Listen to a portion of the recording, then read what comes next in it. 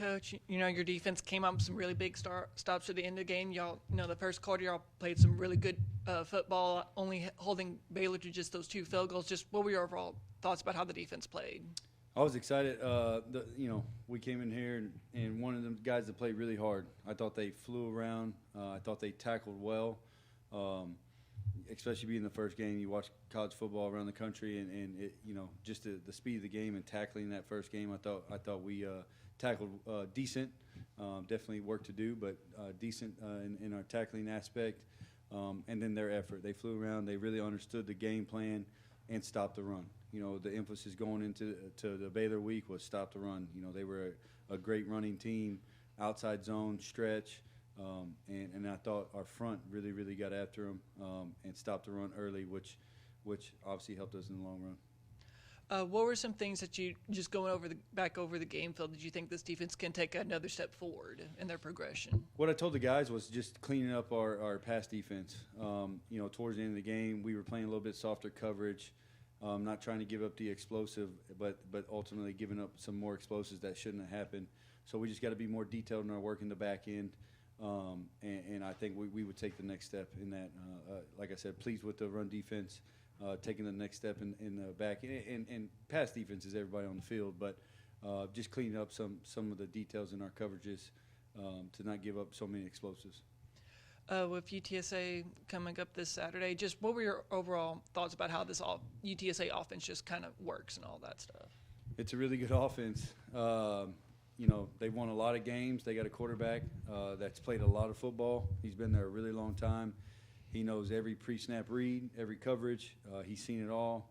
He makes the ship go there. So he's a dangerous player. He's dangerous with his feet.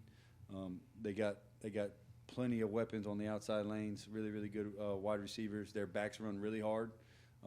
They're downhill runners. They're looking for contact. We got to be able to tackle those guys, and we got to be cover those guys in the outside lane. But as we know, it all goes through Frank, and he's a really good player. So it'll be a challenge. 10 TFLs for your defense on Saturday against Baylor. What was it that you looked at the Bears the week going into the game? What was it that you saw that you guys took advantage of on Saturday that was able to have that kind of success? Yeah, looking at Baylor, they replaced a lot of O-linemen. So continuity on the O-line is huge. So they had 3 or 4 new starters. So giving them different fronts, different looks, a lot of movement. Thought that was to our advantage. And ultimately, looking back at the game, I think it was. I thought moving up front, popping some D linemen free, really, really helped us. I thought our linebackers played great on the outside run with their foot patterns and hit the tailback in the backfield quite a few times. So pleased with 10 TFLs, and we let a few go, but pleased the way they played up front. We're getting to talk to Sean Holton today. Had a nice interception on Saturday. He's been a leader of the defense since he got here from Incarnate Word, it seems. Talk about what he means to this team and just his experience and familiarity with your defense specifically and what that's brought to this program. I mean, second year in the defense, the guy's super comfortable. He's a leader in the back end. He makes all our checks. He's very vocal. He practices like a warrior. Every day he brings it.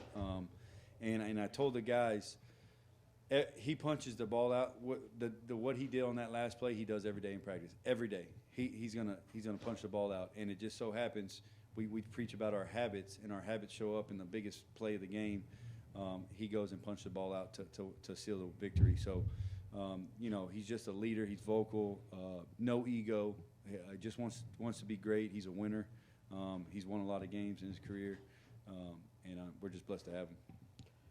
Coach, what have you maybe preached or talked to your defense about just containing Frank? Do you expect him to maybe have a bounce-back game? He struggled a little bit here, season opener, but what have you kind of told your defense about just kind of maintaining or containing him? Yeah, watching him and showing our guys, they know how dangerous it is when he leaves the pocket. He can run for first downs, but he's really, really good at throwing on the run. So he buys time with his feet to get his receivers open, and they got some weapons on the outside lane. So we got to keep him in there if we can. If he escapes, we got to track him down. It's almost magical to watch him when he gets out of the pocket. He makes things happen. He makes guys miss. and he finds guys wide open. You know, they tell quarterbacks not to throw across the middle on the run, but he does it all the time, and he does it at a high level. So keeping them in there, giving them muddy reads, you know, changing up our coverage if we can, is going to be key for us. You know, so he's hard to stop, and a lot of people have seen him, and not many people have stopped him. So.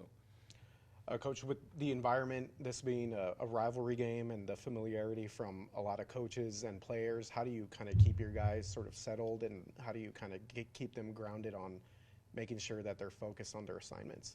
Yeah, what I told them starting yesterday was it's a big game because it's the next game. It's a 1-0 mentality. It doesn't matter about the opponent. It matters about us, how we play. If we execute at a high level, and we play clean, and we play really hard, and we tackle really well, we can compete with anybody. What I tell those guys, no win is easy. Winning is not easy. It's simple process, but it's never easy. So the guys just throughout the process, you know, I always say the process into the preparation and the process almost relieves the stress of a big game, right? There is no big game. It's just let's get prepared. Let's practice like a champion. And then let's go play. Let's play as clean as we can, as hard as we can, and don't look at the scoreboard. Let's look up at the end and see what happened. You know, your connection to San Antonio from coming over from Incarnate Word, and now you're getting to play UTSA. Is there any rivalry from UTSA from that perspective? I know from being in each other's city in Incarnate Word and UTSA, is there any bad blood from that at all? Yeah, I mean, going way back, I started my career at UIW 12 years ago. So that was kind of when both programs were on the rise, and it was they would go back and forth. So it's been awesome to see both programs, you know, excel. Obviously, being part of UIW last year and taking them to new heights is awesome. But they both been on the rise, so it's been fun and to watch. Now we get to go play in it. So see how we stack up. I'm excited about the rivalry. With this being such a rivalry game, and as we were saying, a lot of familiarity from like coaching staffs to players to even students and alumni, what makes these games so like much more intense than maybe like just another non-conference game?